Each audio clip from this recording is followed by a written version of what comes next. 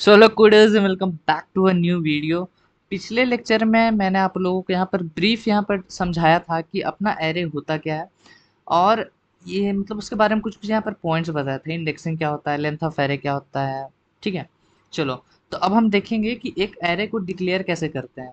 अगर आपको डिक्लेरेशन अभी याद होगा तो हम जैसे कि लिखते थे, मतलब डिक्लेरेशन होता है क्या, डेफिनेशन याद करो कि whenever we tell the compiler about the data type and the variable name, it the process is known as declaration। मतलब जब हम एक डेटा टाइप को एक वेरिएबल बनाने के दौरान उस वेरिएबल का डेटा टाइप बताते हैं और उस वेरिएबल का नेम बताते हैं, तो इस प्रोसेस को हम डिक्लेरेशन बोलते हैं। ठीक है, तो हम यहीं पर वही करने वाले हैं। हम एक एरे बनाएंगे और देखो इसका फॉर्मेट क्या है, सिंटेक्स क्या है। आप डेटा टाइप बताओगे। पहले तो ये चीज़ तो ज़रूरी है कि आप कोई भी वेरिएबल बना रहे हो, आप कोई सा भी वेरिएबल बना लो, आपको अपने कंपाइलर को बताना ही होगा कि उसका डेटा टाइप है क्या। अगर आप ये चीज़ नहीं बताओगे तो फिर वो समझेगा कैसे कि अपना एरे में वैल्यूज़ कौन कौन सा रखना है, राइट। उसके बाद अपना एरे का नेम, बेसिकली यहाँ पर एरे का नेम कुछ अलग नहीं होता है, वेरिएबल नेम भी आप बोल सकते हो। ठीक है, एरे वेरिएबल नेम ऐसा समझ लो। उसके बाद देखो क्या है, आपको एक यहाँ पर स्क्वायर ब्रैकेट देना है और इसमें उस एरे का साइज बताना ज़रूरी है। ठीक है, ये डिक्लेरेशन में बताना बहुत ज़्यादा ज़रूरी होता है कि आपका जो एरे है उसका साइज होगा क्या। तो यहाँ पर देखो एग्जांपल में मैंने ये चीज़ किया भी है। मैंने एक एरे नाम का एक एरे बनाया है और उसका डेटा टाइप इंट है और उसका लेंथ मैंने इस तरह से ब्रैकेट में 6 दे के रखा है। ठीक है, तो जब मैं ऐसा लिखूंगा तो होगा क्या कि आपके मेमोरी में कुछ ऐसा यहाँ पर स्ट्रक्चर, मतलब एक्चुअली में नहीं बनता है लेकिन ऐसा स्ट्रक्चर क्रिएट हो जाएगा जिसमें आप यहाँ पर वैल्यूज़ को स्टोर कर सकते हो। उसका इंडेक्सिंग ऐसा ही होगा और उसका मेमोरी लोकेशन कंटिन्यूअस होगा। अब देखो मेमोरी लोकेशन कंटिन्यूअस होने का मतलब क्या है। सपोज कर लो, पहले देखो एक चीज़ समझो कि आपका जो मेमोरी लोकेशन होता है ना, पहले तो ये चीज़ बहुत इंपॉर्टेंट है आपको बताना, नहीं तो फिर आपको हमेशा डाउट रहेगा। मेमोरी लोकेशन जब भी आप प्रिंट कराओगे तो वो आपको हेक्साडेसिमल नंबर में मिलता है। ठीक है, वो आपको हेक्साडेसिमल नंबर में मिलता है। अब ये हेक्साडेसिमल नंबर क्या है, एक नंबर सिस्टम का प्रेजेंटेशन का एक तरीका है। ठीक है, हम रिप्रेजेंट कर सकते हैं। तो हेक्साडेसिमल में होने की वजह से हम लोगों को समझ में नहीं आता कि एक्चुअल में वो एड्रेस है क्या, लेकिन आप उसको कन्वर्ट करके देख सकते हो वो क्या है। ठीक है, ऐसा कोई डाउट नहीं कि आप नहीं देख सकते हो, राइट। लेकिन हम आपको समझाने के लिए हम ऐसा मान के चल रहे हैं कि जो हमारा मेमोरी लोकेशन है वो डेसिमल नंबर सिस्टम में है। नहीं तो हेक्साडेसिमल में आपको समझ में फिर आएगा नहीं। तो एक्चुअल में यही रहता है, जब आप प्रिंट भी कराओगे तो आपको हेक्साडेसिमल में ही मिलेगा। लेकिन समझने के लिए भी हम समझेंगे कि मान के चलेंगे कि ये मेरा डेसिमल नंबर में होता है। चलो, सपोज कर लो, सपोज कर लो यहाँ पर कि ये जो मेरा ज़ीरोथ इंडेक्स है, इसका जो मेमोरी लोकेशन है वो सपोज कर लो इस वक्त 20 है। सपोज कर लो, ऐसा ओरिजिनल नहीं होगा, वो कुछ हेक्साडेसिमल नंबर में रहेगा और कुछ बड़ा नंबर रहेगा, इतना छोटा भी नंबर नहीं रहता है।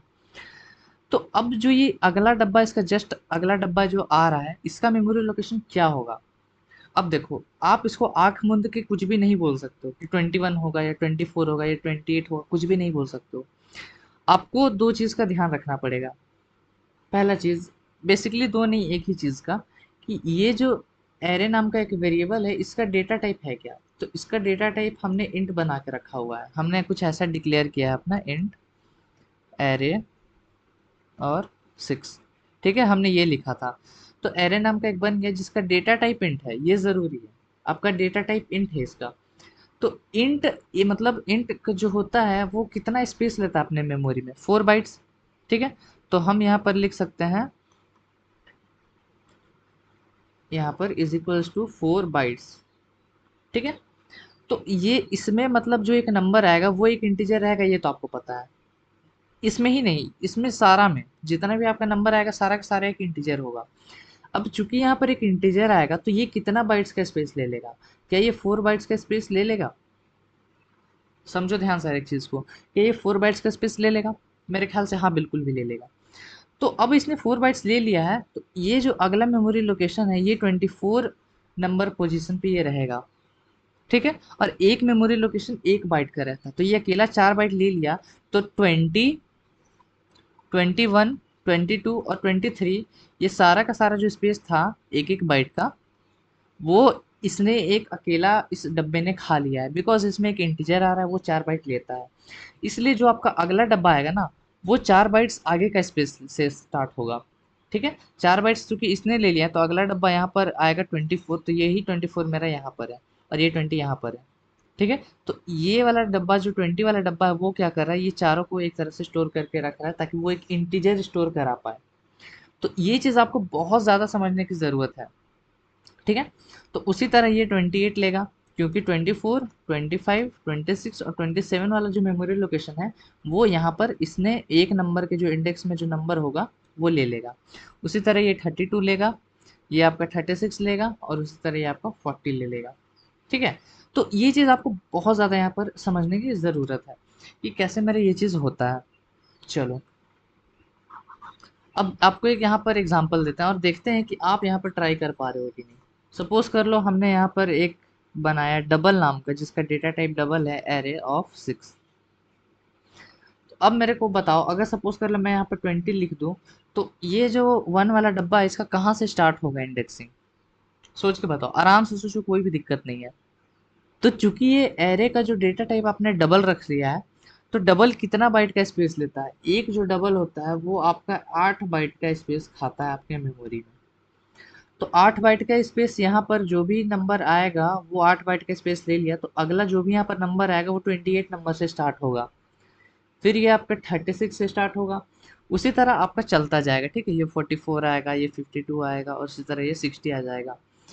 तो ये चीज़ आपको बहुत ज़्यादा यहाँ पर समझने की ज़रूरत है कि अब आप लोगों को, इसलिए बहुत लोगों को यहाँ पर डाउट हो जाता है कि तुमने कहा था कि ये कंटिन्यूअस है, लेकिन कंटिन्यूअस कैसे हुआ? ये 20 है, फिर बीच का सारा नंबर्स गायब हो गया, फिर 28 आ गया, फिर बीच का सारा नंबर्स गायब हो गया, फिर 36 आया। इसके पीछे का रीज़न आई होप आप लोगों को क्लियर है। वो गायब नहीं हुआ है एक्चुअल में, ठीक है? वो गायब नहीं हुआ है। ये जो सारा 8 बाइट्स का स्पेस है, यानी कि 21, 20 था, 21, 22, 23, 24, 25, 26 और 27, ये सारा का सारा जो 8 बाइट का स्पेस है, ठीक है? ये सारा का सारा जो 8 बाइट का स्पेस है, वो अकेले इस नंबर ने लेके रखा हुआ है। और उसी तरह 28 से लेके 35 तक सारा का सारा यहाँ पर मौजूद है, ठीक है? आपको ये देखने में लग रहा है कि ये एक डब्बा है, लेकिन इसके अंदर 8-8 बाइट का स्पेस स्टोर्ड है। तो ये चीज़ समझ लो, अभी भी बहुत ज़्यादा यहाँ पर ज़रूरी है, समझ लो इसको अच्छे से, ताकि जब हम फ्यूचर में पॉइंटर्स के बारे में डिस्कस करेंगे ना, तो यही चीज़ आप लोगों को बाद में दिक्कत नहीं करेगा, राइट? तो यही है मेरा कंटिन्यूअस मेमोरी लोकेशन का मतलब। और एरे इस तरह से यहाँ पर मेमोरी में क्रिएट हो गया है।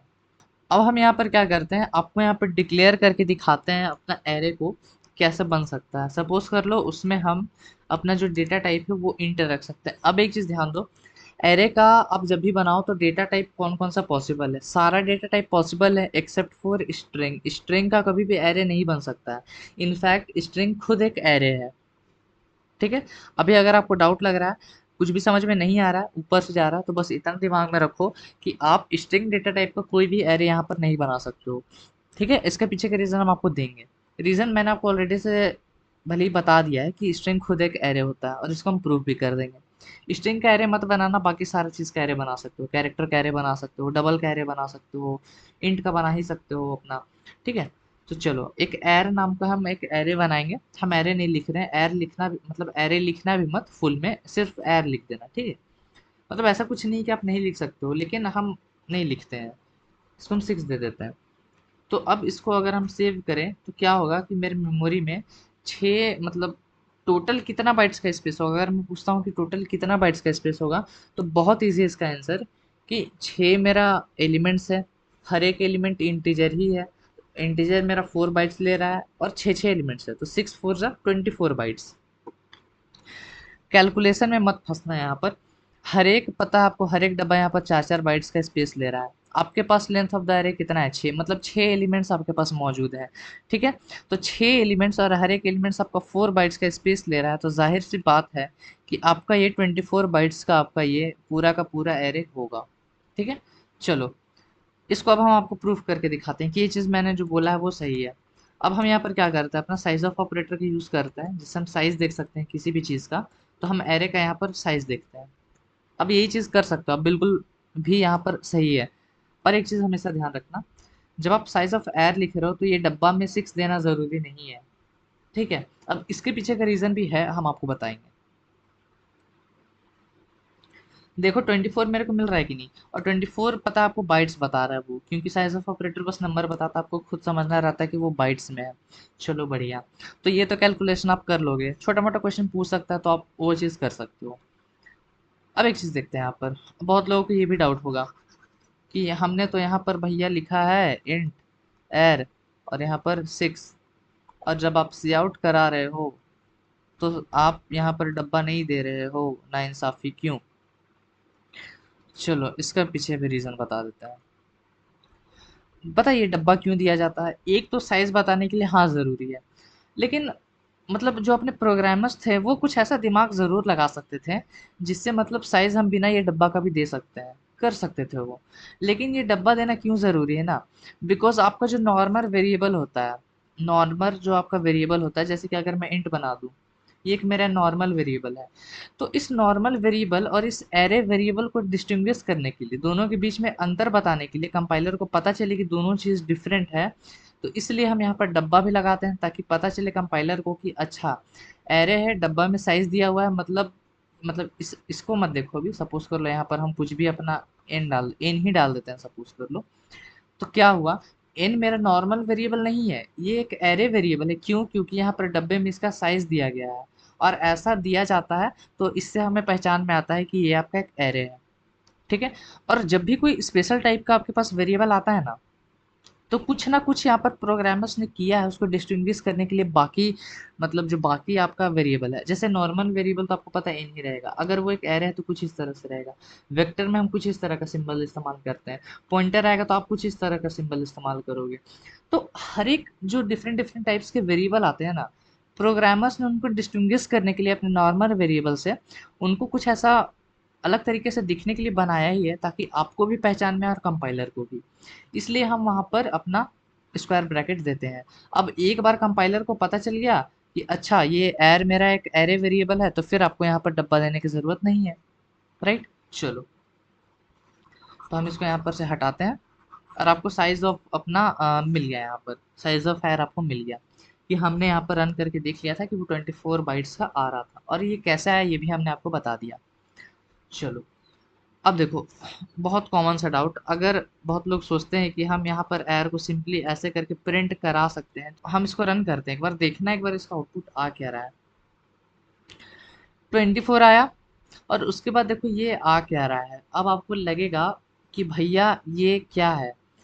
अब ये एक हेक्साडेसिमल नंबर है, आपको दिख गया, पता चल गया। हेक्साडेसिमल को पहचानने की टेक्निक क्या है, उसमें एफ वगैरह लगा होगा। अब ये ज़रूरी नहीं है, लेकिन एड्रेस में तो आएगा ही आएगा, बिकॉज बहुत बड़ा नंबर है, तो ए एफ एक्स ये सब का आना ज़रूरी है। तो ये आपका हेक्साडेसिमल नंबर है, और ये आपका एड्रेस बता रहा है। ध्यान से सुनो, ये आपका हेक्साडेसिमल नंबर है, और ये आपका एड्रेस बता रहा है। अब आप पूछोगे कि किसका एड्रेस, ठीक है। तो यहाँ डायग्राम पे चलते हैं। यहाँ पर मैंने एरे नेम को एर रखा है ना, तो चलो इसको एर ही बना देते हैं यहाँ पर। अब मैंने जब यहाँ पर क्या कराया था, सी आउट एर और एंडल, तो ये जो एर है, तो इससे आप लोगों को लग रहा होगा कि इसके अंदर जो भी आपका एलिमेंट्स वो प्रिंट हो जाना चाहिए था, लेकिन वो तो नहीं प्रिंट हुआ, बदले में एड्रेस प्रिंट हो गया। अब एड्रेस भी प्रिंट हुआ तो किसका प्रिंट हुआ? चूंकि यहाँ छः छः नंबर्स हैं यहाँ पर टोटल में, तो छो का एड्रेस डिफरेंट रहता है। कंटिन्यूअस भले ही रहता है, लेकिन एड्रेस डिफरेंट रहता है। तो किसका एड्रेस को पॉइंट कर रहा है? तो इसका एड्रेस को पॉइंट कर रहा है, जीरोथ इंडेक्स का, ठीक है। जीरोथ इंडेक्स का एड्रेस को ये एर पॉइंट कर रहा है, इसलिए जब आप इसको एर को प्रिंट करा रहे हो तो यहाँ पर जो भी जीरो इंडेक्स में जो भी एलिमेंट है उसका एड्रेस को ये प्रिंट करा रहा है। इसका एक प्रूफ आप लोगों को यहाँ पर दे देते हैं। सपोज कर लो बहुत लोगों को यहाँ पर इसका मतलब पता होगा कि ये है क्या, ठीक है। जिसको नहीं पता उसको भी मैं यहाँ पर बता दूंगा कि ये है क्या। बेसिकली हम ये देख रहे हैं कि अपना एर ऑफ ज़ीरो में क्या स्टोर्ड है, इसका ये मतलब है एर ऑफ ज़ीरो में मेरा क्या स्टोर्ड है। अभी तो कुछ भी नहीं स्टोर्ड है, तो इसका आउटपुट क्या आएगा पता है? एक गार्बेज वैल्यू।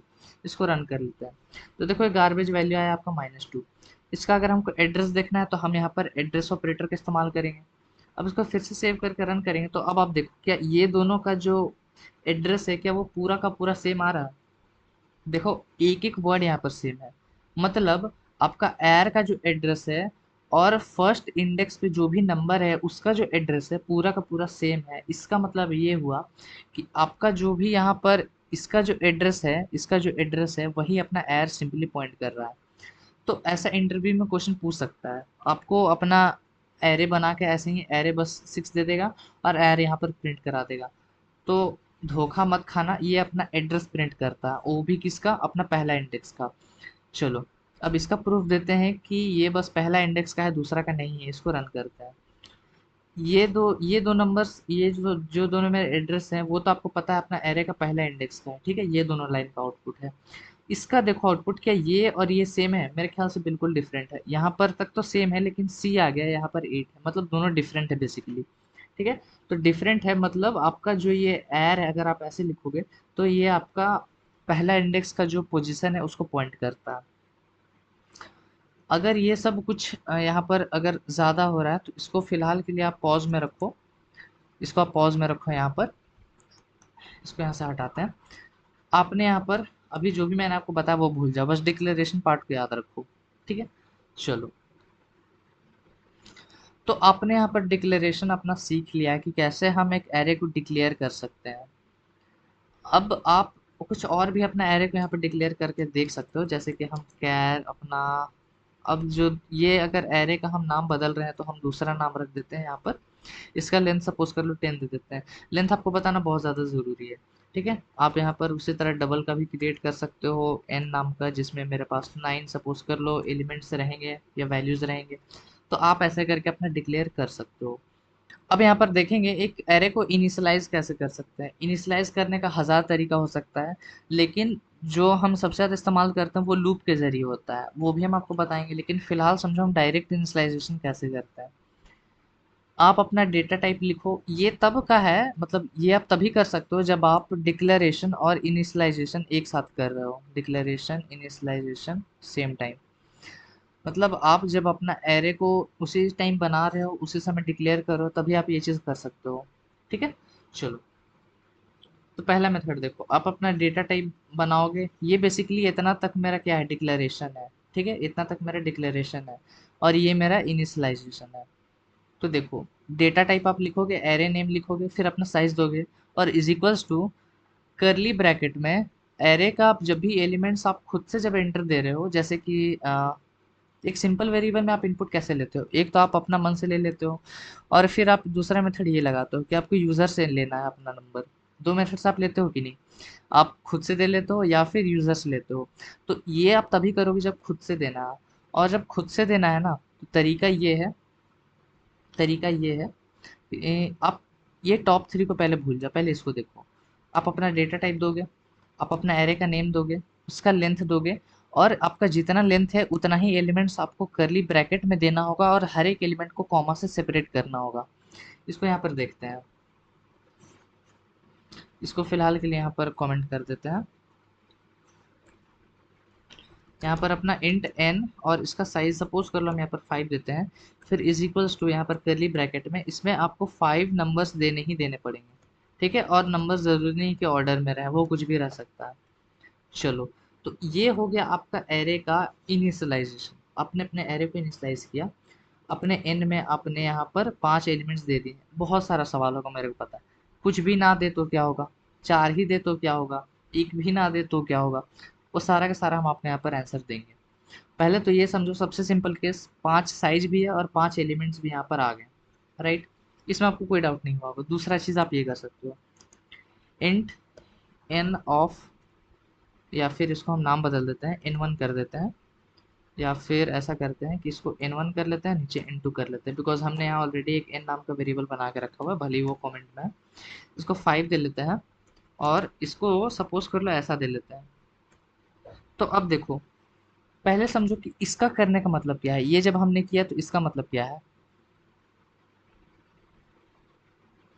वो चीज़ करने का मतलब था कि हमने अपने एरे में कुछ इस तरह से अपना जो एलिमेंट्स है वो दिया है, ठीक है। 34, 56, 78, ये मेरा नहीं है, पांचवा नहीं है, ठीक है। हमने बस 5 तक ही बनाया था। तो ऐसा मेरा यहाँ पर स्टोर्ड है। और जब मैं ये कर रहा हूँ, जब ये कर रहा हूँ तो इसका मतलब ये हुआ कि आप अपने एरे के हर एक खाली जगहों में ज़ीरो भर रहे हो। ठीक है, एरे के हर एक जगह पर आप 0 भर रहे हो। इसका भी प्रूफ हम आपको देंगे, पर फिलहाल ये समझो कि बस ये होता है। उसके बाद दूसरा चीज़ आप ये कर सकते हो, यहाँ पर n3 बना लेते हैं। यहाँ पर इसका भी साइज सपोज कर लो 5 देते हैं, इज इक्वल्स टू ब्रैकेट में बस अगर मैं यहाँ पर 1 दूँ तो इसका मतलब ये होगा कि आप अपने एरे में, यहाँ पर आप अपने एरे में बस स्टार्टिंग प्लेस को अपना 1 दे रहे हो और बाकी सारे जगह पर आपका 0 आ जाएगा। ठीक है, इसका ये मतलब है, इसका ये मतलब है।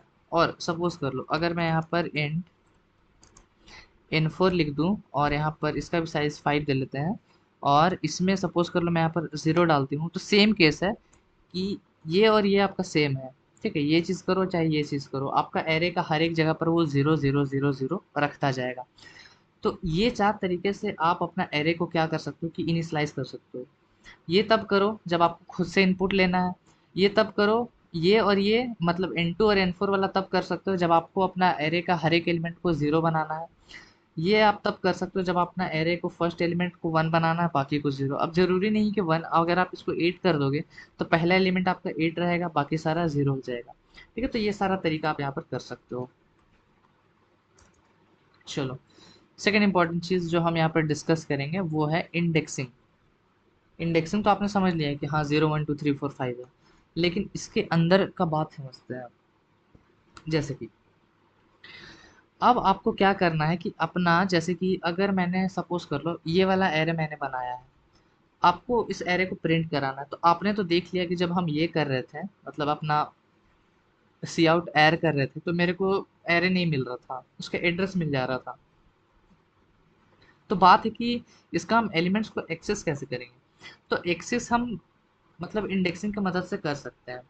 अब इंडेक्सिंग देखो ज़रूरी इसलिए भी है, मेन इसका इंपॉर्टेंस यही है इंडेक्सिंग का, वो समझो। सपोज कर लो इस एरे का जो नाम है वो अभी एर है, ठीक है, ARR, AY नहीं है लास्ट में, एर है बस। ठीक है, चलो इसको मैंने यहाँ पर से हटा दिया। अब देखो यहाँ पर हम क्या करेंगे, आपको सपोज कर लो इस एरे के हर एक एलिमेंट को प्रिंट करना है। तो एक चीज़ तो जान लो, एक ही बार में, मतलब ऐसा कोई भी मेथड आज तक नहीं निकला है कि एक ही बार में आप सारा का सारा 6 एलिमेंट्स यहाँ पर प्रिंट करा के निकाल दो। ये पॉसिबल बिल्कुल भी नहीं है। ठीक है, पहली बात तो ये समझो, आपको एक बाई एक करके अपना आउटपुट निकालना पड़ेगा। ठीक है, पहले इसको प्रिंट कराओ, फिर इसको प्रिंट कराओ, फिर इसको प्रिंट कराओ, फिर इसको, फिर इसको, फिर इसको। ऐसा कोई भी मेथड नहीं है जिससे आप एक ही तीर में सारा का सारा निकाल दो। ठीक है, वो नहीं हो सकता। चलो, अब हम समझते हैं कि कैसे ये चीज़ को कर सकते हैं। क्या एर क्या एर मेरा खाली इस डब्बे का नाम है क्या? नहीं, ये पूरा डब्बा का नाम मेरे पास एर है। ठीक है, ये पूरा मेरा एक एरे है। ये चीज़ तो मान रहे हो कि ये पूरा डब्बा मेरा एर है। चलो, अब ये पूरा डब्बा एर है, इसका मतलब अगर आप एर लिखोगे तो कंपाइलर को नहीं समझ में आएगा कि अब एर में तो 6 टोटल एलिमेंट्स हैं। ठीक है, यहाँ टोटल 6 एलिमेंट्स हैं, तो इन 6 में से किसको इसको प्रिंट कराना है ये कंपाइलर को नहीं समझ में आएगा। कंपाइलर को अगर आपको बताना है कि कौन सा एलिमेंट आपको प्रिंट कराना है तो उसके लिए आपको इंडेक्सिंग करना होगा। अब इंडेक्सिंग कुछ इस तरह से होता है, पहला डब्बा का इंडेक्सिंग कुछ इस तरह से होगा, एर ऑफ 0, फिर ये एर ऑफ आई, एर ऑफ 2। कैसा तरीका है, आप अपना वेरिएबल का नाम लिखो और उसके अंदर उसका इंडेक्स डाल दो ब्रैकेट में, स्क्वायर ब्रैकेट में। ठीक है, ये चीज़ इसका तरीका है प्रिंट कराने का। अब एर सबका नाम था, तो हम बताएं कैसे कि कौन सा डब्बा को हम रिप्रेजेंट कर रहे हैं। तो हमने क्या किया, जो भी उस डब्बे का इंडेक्स था उसको हम लोगों ने ब्रैकेट में डाल दिया। तो एर ऑफ 0 मतलब अब कंपाइलर को समझ में आ जाएगा, अच्छा एक एरे नाम का एक एरे है, एक एर नाम का एक एरे है। अब वो पहचाने कैसे कि मेरा एर जो है वो एक एरे है, बिकॉज वो वहाँ पर स्क्वायर ब्रैकेट देखेगा। फिर उसके अंदर देखेगा 0, मतलब वो समझ जाएगा अच्छा एर नाम का एक एरे होना चाहिए जिसका 0th इंडेक्स पे जो भी एलिमेंट प्रेजेंट है उसको मेरे को निकाल के लाना है। ठीक है, कंपाइलर इस तरह से समझता है। तो अगर मैं उसी तरह एर ऑफ 3 दे दूँ तो कंपाइलर इसको कैसे समझेगा, पहले वो ढूंढेगा कि एर नाम का एरे है कहाँ, उसके बाद उसका इंडेक्स निकालेगा थर्ड नंबर पर, थर्ड इंडेक्स पे जो भी यहाँ पर वैल्यू होगा वो उसको निकाल के लाएगा और प्रिंट करा देगा या ऐड करा देगा या जो भी उसको करना होगा। ठीक है, तो चलो अब हम यही चीज़ को यहाँ पर देखेंगे।